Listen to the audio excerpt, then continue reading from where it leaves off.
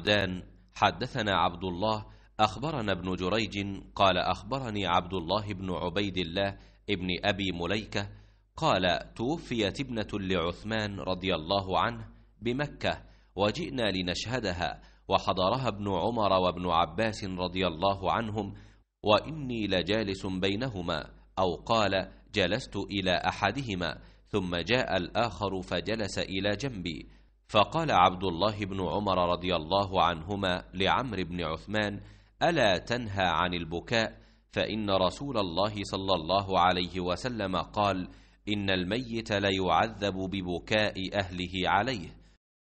अब्दुल्लाह बिन उबैदुल्लाह बिन अबी मलिका ने खबर दी कि उस्मान रदी अल्लाह अन्हु की एक साहबजादी उम्मे उबान का मक्के में इंतकाल हो गया था।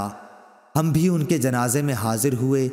अब्दुल्लाह बिन उमर रदी अल्लाह अन्हु और अब्दुल्लाह बिन अब्बास रदी अल्लाह अन्हु भी तशरीफ़ लाए। मैं उन दोनों हजरात के दरमियान बैठा हुआ था, या ये कहा कि मैं एक बुज़ुर्ग के करीब बैठ गया और दूसरे बुज़ुर्ग बाद में आए और मेरे बाजुओं में बैठ गए। अब्दुल्लाह बिन उमर रदी अल्लाह अन्हु ने उमर बिन उस्मान से कहा, जो उम्मे उबान के भाई थे, रोने से क्यों नहीं रोकते? नबी करीम सल्लल्लाहु अलैहि वसल्लम ने तो फरमाया है कि मैयत पर घर वालों के रोने से अज़ाब होता है। सही बुखारी हदीस नंबर 1286।